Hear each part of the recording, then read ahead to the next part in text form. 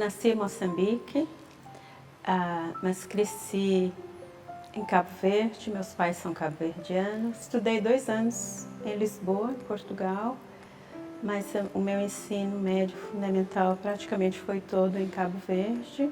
Na época não tinha universidades em Cabo Verde, então a maioria dos estudantes aplicavam para bolsas de estudo e eu consegui essa bolsa de estudo para os Estados Unidos, para a área de microbiologia. Para mim foi uma escolha natural, não teve assim nada porque tinha poucas mulheres ou tinha muitas. Eu sempre gostei da área de ciências e o curso de microbiologia era um curso que me atraía muito, que tinha uma perspectiva muito boa. Eu fiz a graduação em microbiologia e imunologia na Universidade do Arizona, na cidade de Tucson, nos Estados Unidos. Ao longo da minha graduação, eu trabalhei com um professor num laboratório e depois eles me ofereceram um tipo de bolsa para eu continuar com eles e fazer o mestrado. Então, eu tenho já uma tradição, digamos, na família. Meu pai era agrônomo na área de solos e tinha mestrado. Meu pai fundou um instituto de pesquisa, o primeiro instituto de pesquisa na área das ciências agrárias em Cabo Verde.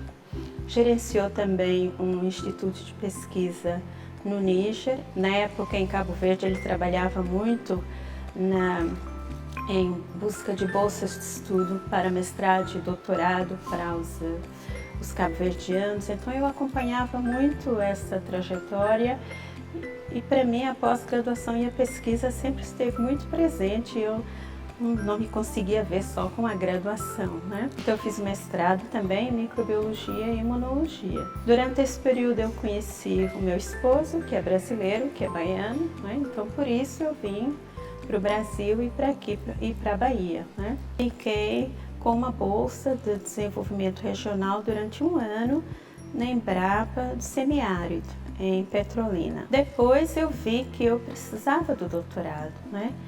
E que se as minhas possibilidades estavam na área de ciências agrárias, o meu doutorado precisava ser na área de ciências agrárias.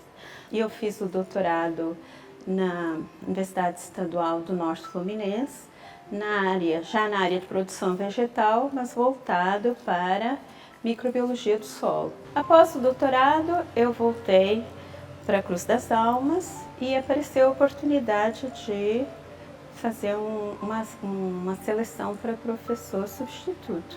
Então eu comecei a minha vida acadêmica como professor substituto. Como professor substituto apareceu a oportunidade de concurso, mas para titular, para professor titular. Então eu fiz o concurso para professor titular e eu consegui, né? Eu passei, né, no concurso, então eu entrei já como titular. Eu sempre tive o meu norte com a pesquisa. Então eu procurei logo a aprovação de projetos.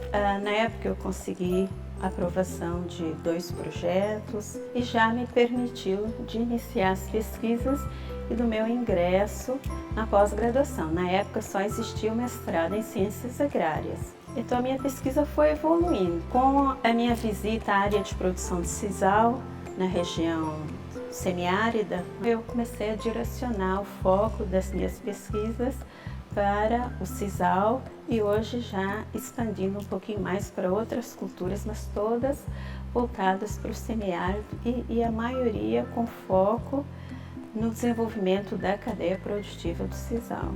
Inicialmente o nosso foco era no problema da doença, que é a podridão vermelha, que causa a morte da planta, então perda de produção, né? Recentemente nós publicamos um artigo na Frontiers com toda a parte descritiva da doença, do agente etiológico, a parte molecular, né? Então esse foi um artigo, foi um marco assim na nossa pesquisa. E com o nosso envolvimento com a cultura, nós percebemos que o problema não é só a doença, né? O problema vai um pouco mais longe, desde o manejo da cultura no campo. Nós hoje trabalhamos com desenvolvimento de produtos a partir do que nós chamamos do resíduo de sisal. Tem o resíduo líquido e o resíduo sólido. Então temos trabalhos e estamos com um processo de patente de um nematicida desenvolvido a partir do resíduo de sisal. de forma que o produtor ele possa comercializar não só a fibra, mas também outras partes da planta, que o resíduo possa ser um subproduto que gere uma fonte de renda. Então hoje eu trabalho em parceria com professores da área de solos, com professores da área de geofísica, do CETEC.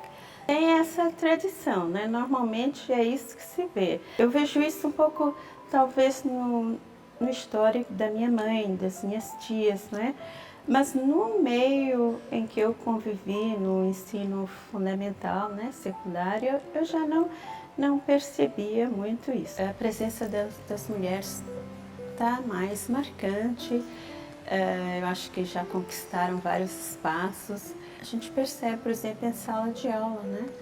Hoje tem muitas mulheres nos cursos que há poucos anos atrás eram considerados cursos, né, não para mulheres. Hoje você vê na área das agrárias, em todas as áreas. E nós percebemos isso até no nosso laboratório aqui. Inclusive questões como licença maternidade, né? Na época que eu fiz o doutorado, por exemplo, eu tive 2 filhos durante o doutorado e foi com muita dificuldade, porque na época não existia licença maternidade para estudantes, para bolsista. Hoje um bolsista CAPES tem direito à licença maternidade, né?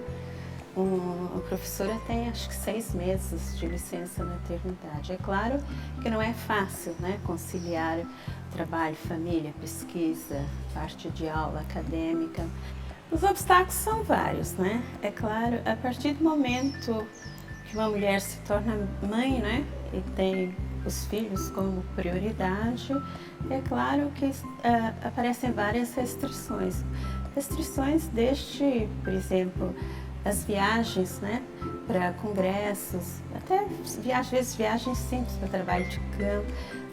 É mais difícil com a responsabilidade dos filhos e da família. Então, realmente a gente tem que abrir mão de algumas coisas para priorizar, né, a educação, o crescimento dos filhos, e isso realmente nos coloca, né, em desvantagem, na maioria dos casos, em relação ao homem, né? Porque a pesquisa envolve muito mais do que simplesmente o expediente aqui na universidade, né? É um estudo constante, o preparo de artigos científicos demanda muita leitura, muito estudo. Então, não é simplesmente estar aqui presente só esses horários na universidade, né? Aí vai ser uma recomendação um pouco pessoal, né? Eu digo assim que, na minha visão, né? Se nós esperarmos pelo momento certo, acho que esse momento nunca vem. Se eu fosse esperar pelo momento ideal para eu ter os meus filhos, talvez eu não tivesse, né? Então, envolve um esforço maior, mas é possível, né? E eu acho que tem que ser esse caminho, porque hoje eu imagino, se eu não tivesse feito o doutorado, né? Aonde eu estaria hoje? O que eu estaria fazendo hoje? Então, todo o sacrifício, que é um sacrifício da mulher e dos filhos também, né? Tem um sacrifício toda a família. Mas eu acho que se hoje eu consegui chegar onde cheguei, foi por causa desse sacrifício todo, né, de conciliar, de tentar conciliar a questão familiar com o trabalho, com a parte de pesquisa, com o estudo. Então, eu acho que nós conseguimos chegar lá e temos que ter essa perseverança para chegar lá, né? Porque senão nós nunca vamos alcançar nada, né? Não podemos nos limitar só, né, ao papel de ter filhos e de cuidar da família. Acho que os dois, para o bem-estar, né, para a felicidade, acho que os dois têm que caminhar e temos que ter a capacidade de organizar, né? Nos organizarmos para que tenha um equilíbrio, né? Nem deixemos de cuidar e de dar educação devida aos filhos, mas também não deixarmos o nosso lado profissional de lado.